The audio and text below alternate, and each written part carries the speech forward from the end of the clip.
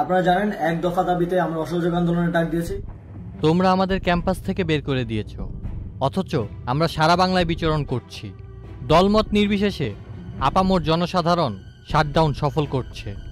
18 জুলাই নিজের ফেসবুকে একটি পোস্ট করে কোটা সংস্কার আন্দোলনে শাটডাউন কর্মসূচি সফলের বার্তা দিয়েছিলেন বৈষম্য বিরোধী আন্দোলনের সমন্বয়ক ও বর্তমানে যুব ও ক্রীড়া উপদেষ্টা আসিফ মাহমুদ। উদ্ভূত পরিস্থিতি তৈরির দায় একমাত্র এবং শুধুমাত্র সরকারের।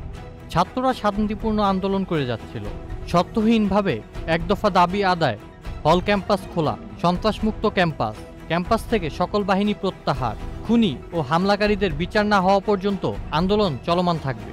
কোনো ষড়যন্ত্রেই আন্দোলন নস্যাৎ করতে দেওয়া হবে না। 18 জুলাই 1:19 এই পোস্টটি করেন তিনি। ফেসবুক আমার পোস্ট বারবার ডিলিট করে দিচ্ছে কেন? ঠিক সন্ধ্যে 6টায় এই পোস্ট করে নিজের করা ফেসবুক পোস্টগুলো গায়েব হয়ে যাওয়ার বিষয়টি জানান আসিফ মাহমুদ। তারপর সামাজিক যোগাযোগ মাধ্যমে তার কোনো খবর না পেয়ে তার ফ্রেন্ড লিস্টে থাকা অনেকে তার ওয়ালে পোস্ট করেন। 6 দিন পর 24 জুলাই তিনি একটি পোস্টে আইনশৃঙ্খলা বাহিনী তাকে উঠিয়ে নিয়ে যাওয়ার বিষয়ে লিখেন, গত শুক্রবার 19 জুলাই রাত 11টায় আমাকে হাতিরঝিলের মহানগর আবাসিক এলাকা থেকে তুলে নিয়ে যায়। আন্দোলন স্থগিত করার ঘোষণা দেওয়ার জন্য চাপ দেয়া হয়, না মানায় ইনজেকশন দিয়ে সেন্সলেস করে রাখা হয়।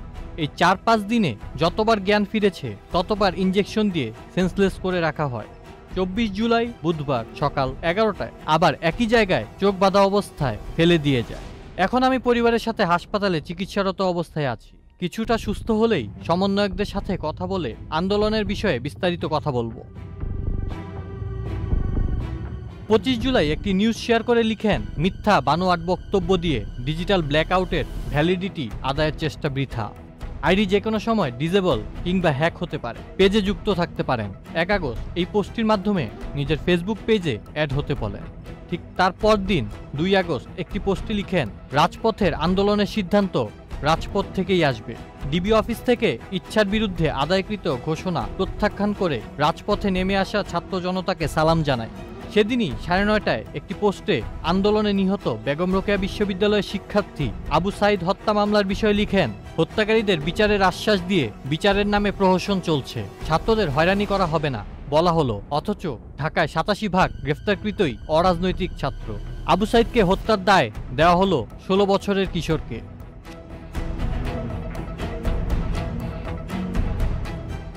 সন্ধ্যা 7:59 করা একটি পোস্টে লিখেন, সারা দেশে ছাত্র নাগরিকদের শান্তিপূর্ণ আন্দোলনে হামলা করে খুনের প্রতিবাদ ও 9 দফা দাবিতে আগামীকাল শনিবার সারা দেশে বিক্ষোভ মিছিল ও রবিবার থেকে অনির্দিষ্টকালের জন্য সর্বাত্মক অসহযোগ আন্দোলনে ডাক দেয়া হলো। 3 তারিখ রাতে একটি পোস্টে সবাইকে শহীদ মিনারে আসার আহ্বান জানিয়ে লিখেন, আগামীকাল 3 আগস্ট বিকাল 3টায় আশেপাশের সকল আন্দোলনরত ছাত্র জনতা মিছিল নিয়ে কেন্দ্রীয় শহীদ মিনারে এসে জড়ো হবেন।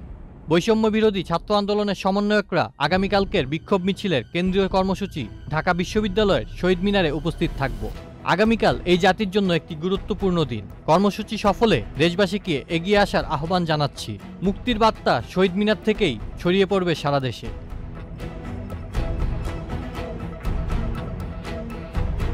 3 তারিখ সন্ধ্যায় লিখেন, শেখ হাসিনা সরকারের পদত্যাগ ও ফ্যাসিবাদের বিলোপ বাংলা ছাত্র জনতার এক দফা ঘোষণা হয়ে গেছে। অসহযোগ আন্দোলনের মাধ্যমে ছাত্র নাগরিকের গণ অভ্যুত্থান বাস্তবায়নের দায়িত্ব প্রতিটি নাগরিককে নিতে হবে। আপনারা প্রস্তুত তো?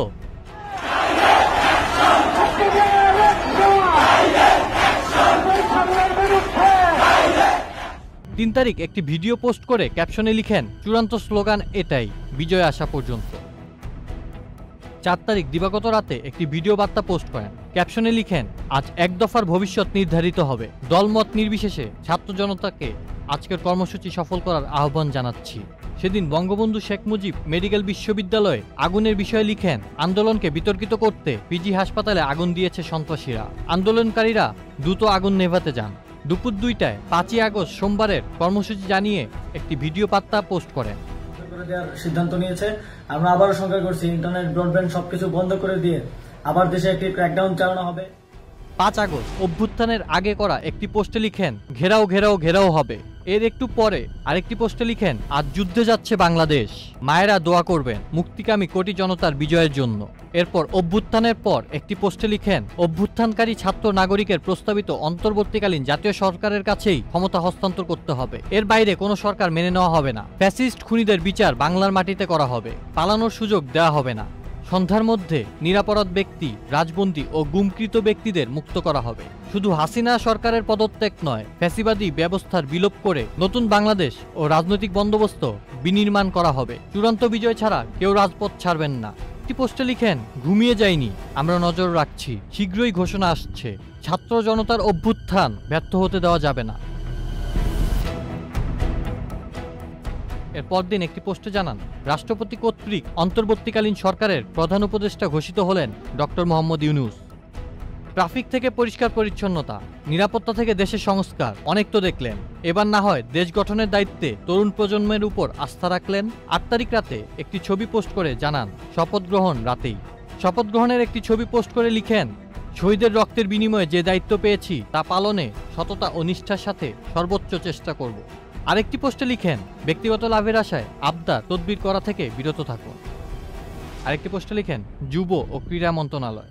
10 তারিখের একটি পোস্টে লিখেন, আমাদের একটি সমন্বয়ক টিম আজ গিয়েছিলেন ঢাকেশ্বরী মন্দিরে। উদ্ভূত পরিস্থিতিতে সংখ্যালঘু সম্প্রদায়ের সাথে বিভিন্ন বিষয় নিয়ে আলোচনা হয়েছে।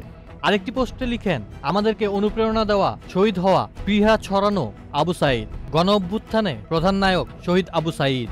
সাবেক প্রধান বিচারপতির বিষয়ে একটি পোস্টে লিখেন, অনতিবিলম্বে বিনা শর্তে প্রধান বিচারপতি পদ থেকে পদত্যাগ করুন এবং ফুল কোর্ট মিটিং বন্ধ করুন। 12 আগস্ট 5টায় করা একটি পোস্টে লিখেন, বিচারের আগে সন্ত্রাসীদের পুনর্বাসনের কোনো সুযোগ নেই। ছাত্র জনতার গণ অভ্যুত্থানের স্পিরিটের সাথে সাংঘর্ষিক অবস্থান নেওয়ার সুযোগ নেই। আউসাফুল ইসলাম আকিব, চ্যানেল আই।